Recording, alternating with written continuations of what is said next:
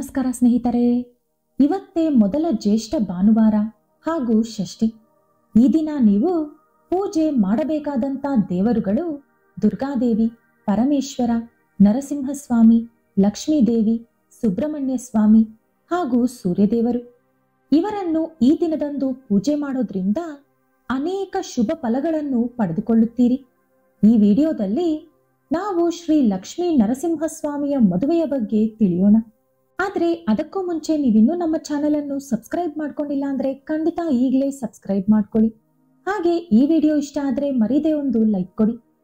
ನರಸಿಂಹಸ್ವಾಮಿಯ ಮದುವೆ ಕತೆ ಕೇಳಿದರೆ ಜನ್ಮಾಂತರದ ಪಾಪಗಳೆಲ್ಲವೂ ನಶಿಸುತ್ತವೆ, ಕೋಟಿ ಜನ್ಮಗಳ ಪುಣ್ಯ ಬರುತ್ತದೆ, ಎಲ್ಲಾ ರೀತಿಯ ಶುಭ ನಿಮ್ಮದಾಗುತ್ತದೆ. ಈ ಕತೆ ಕೇಳುತ್ತಿರುವವರು ನಿಜಕ್ಕೂ ಅದೃಷ್ಟವಂತರು. ನರಸಿಂಹ ಅವತಾರ, ಶ್ರೀ ನರಸಿಂಹ, ನೃಸಿಂಹ, ನರಹರಿ, ನರಸಿಂಹ ಮೂರ್ತಿ ಇದೆಲ್ಲ ಕೂಡ ಶ್ರೀ ಮಹಾವಿಷ್ಣುವಿನ ನರಸಿಂಹ ಅವತಾರವನ್ನು ವರ್ಣಿಸುವಂತ ನಾಮಗಳು. ನಮ್ಮ ಪುರಾಣಗಳ ಪ್ರಕಾರ ಶ್ರೀ ಮಹಾವಿಷ್ಣು ಲೋಕಪಾಲಕ, ಸಾಧುಗಳ ರಕ್ಷಣೆಗಾಗಿ, ದುಷ್ಟರನ್ನು ಶಿಕ್ಷಿಸುವುದಕ್ಕಾಗಿ ಮಹಾವಿಷ್ಣು ಎಷ್ಟೋ ಅವತಾರಗಳಲ್ಲಿ ಪ್ರತಿ ಯುಗದಲ್ಲೂ ಅವತರಿಸುತ್ತಾರೆ. ಅಂತಹ ಅವತಾರಗಳಲ್ಲಿ 21 ಮುಖ್ಯ ಅವತಾರಗಳಿವೆ. ಅವುಗಳನ್ನು ಏಕವಿಂಶತಿ ಅವತಾರಗಳು ಅಂತ ಕರೀತಾರೆ. ಅವುಗಳಲ್ಲಿ ಅತಿ ಮುಖ್ಯವಾದ 10 ಅವತಾರಗಳನ್ನು ದಶಾವತಾರಗಳು ಎಂದು ಕರೆಯುತ್ತಾರೆ. ಈ ದಶಾವತಾರಗಳಲ್ಲಿ 4ನೇ ಅವತಾರವೇ ಶ್ರೀ ನರಸಿಂಹ ಅವತಾರ. ಮಹಾಲಕ್ಷ್ಮಿಯನ್ನು ಶ್ರೀ ಎಂದು ಕರೆಯುವುದರಿಂದ ಅವರ ಹೆಸರನ್ನು ಕೂಡ ಸೇರಿಸಿ ಶ್ರೀ ನರಸಿಂಹಸ್ವಾಮಿ ಎಂದು ನರಸಿಂಹಸ್ವಾಮಿಯನ್ನು ಕರೆಯುತ್ತಾರೆ. ಮಹಾವಿಷ್ಣು ಪಡೆದಂತ ಪ್ರತಿ ಅವತಾರಕ್ಕೂ ಒಂದು ಪ್ರತ್ಯೇಕತೆ ಇದೆ. ಅದೇ ರೀತಿ ನರಸಿಂಹ ಅವತಾರದಲ್ಲೂ ಕೂಡ ಕೆಲವು ಪ್ರತ್ಯೇಕತೆಗಳಿವೆ.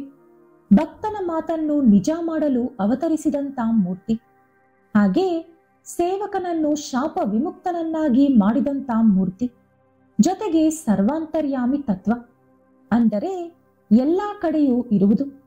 ಇದೆಲ್ಲವೂ ಸ್ಪಷ್ಟವಾಗಿ ಈ ಅವತಾರದಲ್ಲಿ ನಾವು ನೋಡಬಹುದು. ಹಿರಣ್ಯಕಶಿಪನನ್ನು ಕೊಲ್ಲಲು ಇದು ಅದು ಎಂದು ಎಷ್ಟೋ ಅಡೆತಡೆಗಳು, ನಿಯಂತ್ರಣಗಳು ಇದ್ದರೂ ಕೂಡ ಅದೆಲ್ಲದಕ್ಕೂ ಉಪಾಯ ಯೋಚಿಸಿ ಕೊನೆಗೆ ಆ ರಾಕ್ಷಸನ ವಧೆ ಮಾಡಿದಂತ ಮೂರ್ತಿ. ಮಹಾವಿಷ್ಣುವಿನ ದಶಾವತಾರಗಳಲ್ಲಿ ಅರ್ಧ ಮನುಷ್ಯ, ಅರ್ಧ ಮೃಗದ ರೂಪ ಕೇವಲ ಈ ಅವತಾರದಲ್ಲಿ ಮಾತ್ರ ನೋಡಬಹುದು. ಹೀಗೆ ಎಷ್ಟೋ ಪ್ರತ್ಯೇಕತೆಗಳು ಈ ಅವತಾರದಲ್ಲಿದೆ. ನರಸಿಂಹ ಸ್ವಾಮಿಯನ್ನು ಅನೇಕ ರೂಪಗಳಿಂದ ಅರ್ಚನೆ ಮಾಡುತ್ತಾರೆ. ಪಾಂಚರಾತ್ರಾಗಮದಲ್ಲಿ 70ಕ್ಕೂ ಹೆಚ್ಚು ನರಸಿಂಹ ಮೂರ್ತಿಗಳ ಪ್ರಸ್ತಾವನೆ ಮಾಡಲಾಗಿದೆ. ನರಸಿಂಹಸ್ವಾಮಿ ಕೂತಿದ್ದರು ಅಥವಾ ನಿಂತಿದ್ದರು, ವಿವಿಧ ಭಂಗಿಗಳ ಪ್ರಕಾರ ಅಥವಾ ಕೈಯಲ್ಲಿ ಹಿಡಿದಿರುವಂತ ಆಯುಧಗಳ ಪ್ರಕಾರ ಈ ಮೂರ್ತಿಗಳಲ್ಲಿರುವಂತ ವೈವಿಧ್ಯತೆಗಳನ್ನು ಹೇಳುತ್ತಾರೆ. ಇವುಗಳಲ್ಲಿ ನವನರಸಿಂಹ ವ್ಯೂಹಗಳು ಎಂಬುದು 9 ಮುಖ್ಯ ನರಸಿಂಹನ ರೂಪಗಳು. ಅದುವೇ ಉಗ್ರ ನರಸಿಂಹ, ಕ್ರೋಧ ನರಸಿಂಹ, ವೀರ ನರಸಿಂಹ, ವಿಳಂಬ ನರಸಿಂಹ, ಕೋಪ ನರಸಿಂಹ, ಯೋಗ ನರಸಿಂಹ, ಅಘೋರ ನರಸಿಂಹ, ಸುದರ್ಶನ ನರಸಿಂಹ ಮತ್ತು ಲಕ್ಷ್ಮೀ ನರಸಿಂಹ.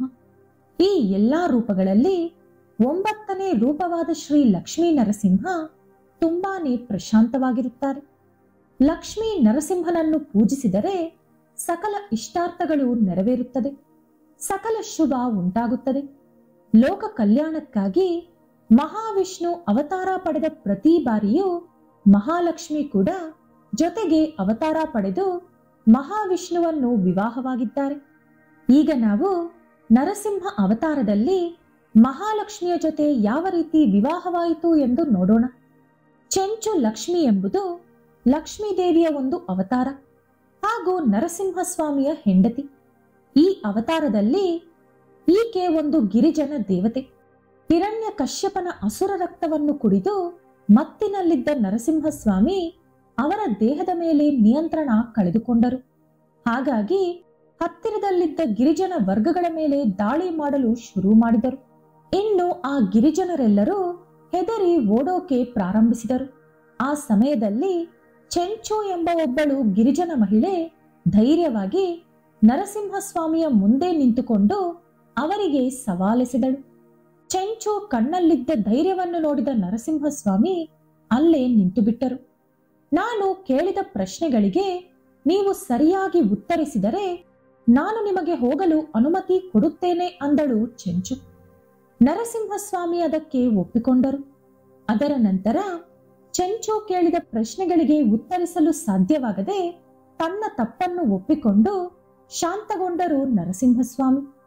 ಬಳಿಕ ಆಕೆಯ ಧೈರ್ಯ, ಸಾಹಸ, ಬುದ್ಧಿವಂತಿಕೆ ಹಾಗೂ ಸೌಂದರ್ಯಕ್ಕೆ ಮೆಚ್ಚಿ ಆಕೆಯನ್ನು ಪ್ರೀತಿಸಿ ಮದುವೆಯಾಗುವಂತೆ ಕೇಳಿದರು. ಅದಕ್ಕೆ ಚೆಂಚು ಕೂಡ ಒಪ್ಪಿಕೊಂಡಳು. ಹಾಗಾಗಿ ಅಲ್ಲೇ ಇಬ್ಬರ ಮದುವೆ ಕೂಡ ನಡೆಯಿತು. ಅಂದಿನಿಂದ ನರಸಿಂಹಸ್ವಾಮಿಯೇ ಆ ಗಿರಿಜನರನ್ನು ಕಾಪಾಡಿದರು. ಅಂದಿನಿಂದ ಗಿರಿಜನರು ನರಸಿಂಹಸ್ವಾಮಿಯನ್ನು ಅವರ ಕುಲದೇವರಂತೆ, ಚೆಂಚುಲಕ್ಷ್ಮಿಯನ್ನು ಅವರ ಕುಲದೇವತೆಯಂತೆ ಪೂಜಿಸಲು ಶುರು ಮಾಡಿದರು. ಇವರನ್ನು ಅಹೋಬಿಲಂ ಎಂಬ ಪ್ರಾಂತ್ಯದಲ್ಲಿ ಗಿರಿಜನರು ಪೂಜಿಸುತ್ತಿದ್ದರು. ಚೆಂಚುಲಕ್ಷ್ಮಿಯ ಧೈರ್ಯ, ಸಾಹಸ ಹಾಗೂ ಆಕೆಯಿಂದಲೇ ಅವರು ರಕ್ಷಿಸಲ್ಪಟ್ಟ ಕಾರಣ ಆ ಗಿರಿಜನರು ಚೆಂಚು ಗಿರಿಜನ ಎಂದು ತಮ್ಮ ಹೆಸರನ್ನು ಬದಲಾಯಿಸಿಕೊಂಡರು. ಕಲಿಯುಗದ ದೈವವಾದ ಶ್ರೀ ವೆಂಕಟೇಶ್ವರ ಸ್ವಾಮಿಯ ಕುಲದೇವರು ಶ್ರೀ ನರಸಿಂಹಸ್ವಾಮಿ. ಈ ವಿಷಯ ವೆಂಕಟೇಶ್ವರ ಸ್ವಾಮಿಯ ಮದುವೆ ಆಮಂತ್ರಣ ಪತ್ರದಲ್ಲಿ ಬರೆಯಲಾಗಿದೆ. ಹಾಗೆ ಚೆಂಚು ಜನಾಂಗದಲ್ಲಿ ನರಸಿಂಹಸ್ವಾಮಿ ಬೇಟೆಗಾರನಂತೆ ವಾಸ ಮಾಡಿದರು ಎಂಬುದಕ್ಕೂ ಕೂಡ ಕೆಲವು ಆಧಾರಗಳು ಸಿಕ್ಕಿದೆ. ಪ್ರಜೆಗಳ ರಕ್ಷಣೆಗಾಗಿ, ಯೋಗಕ್ಷೇಮಕ್ಕಾಗಿ ಅಹೋಬಿಲಂನಲ್ಲಿ ಸ್ವತಃ ವೆಂಕಟೇಶ್ವರ ಸ್ವಾಮಿಯೇ ಶ್ರೀ ಲಕ್ಷ್ಮೀ ನರಸಿಂಹಸ್ವಾಮಿಯ ವಿಗ್ರಹವನ್ನು ಪ್ರತಿಷ್ಠಾಪನೆ ಮಾಡಿದರು ಎಂದು ಹೇಳಲಾಗುತ್ತದೆ. ನವನರಸಿಂಹ ಸ್ವಾಮಿಗಳಲ್ಲಿ ಲಕ್ಷ್ಮೀ ನರಸಿಂಹಸ್ವಾಮಿ ಮಾತ್ರವೇ ಅತಿ ಪ್ರಸನ್ನವಾಗಿ, ಪ್ರಶಾಂತವಾಗಿ, ಸಾಧಾರಣ ರೀತಿಯಲ್ಲಿ ಪೂಜೆಗಳನ್ನು ಸ್ವೀಕರಿಸುತ್ತಾರೆ. ಲಕ್ಷ್ಮೀ ನರಸಿಂಹಸ್ವಾಮಿಯನ್ನು ಪೂಜಿಸಿದರೆ ಎಲ್ಲಾ ರೀತಿಯ ಶುಭ ಉಂಟಾಗುತ್ತದೆ. ನಿಮ್ಮ ಸಕಲ ಇಷ್ಟಾರ್ಥಗಳು ಈಡೇರುತ್ತದೆ. ಈ ಕತೆ ಕೇಳಿದ ನೀವೆಲ್ಲರೂ ಕೂಡ ಅದೃಷ್ಟವಂತರು. ಈ ವಿಡಿಯೋ ನಿಮಗೆ ಇಷ್ಟ ಆದರೆ ಲೈಕ್ ಮಾಡಿ, ಶೇರ್ ಮಾಡಿ. ಇಂತಹ ಹೆಚ್ಚಿನ ಉತ್ತಮ ಕಥೆಗಳಿಗಾಗಿ ತಪ್ಪದೇ ನಮ್ಮ ಚಾನೆಲ್ ಅನ್ನು ಸಬ್ಸ್ಕ್ರೈಬ್ ಮಾಡಿಕೊಳ್ಳಿ. ನಾಳೆ ಮತ್ತೊಂದು ವಿಡಿಯೋದೊಂದಿಗೆ ಪುನಃ ಭೇಟಿಯಾಗೋಣ. ಧನ್ಯವಾದಗಳು.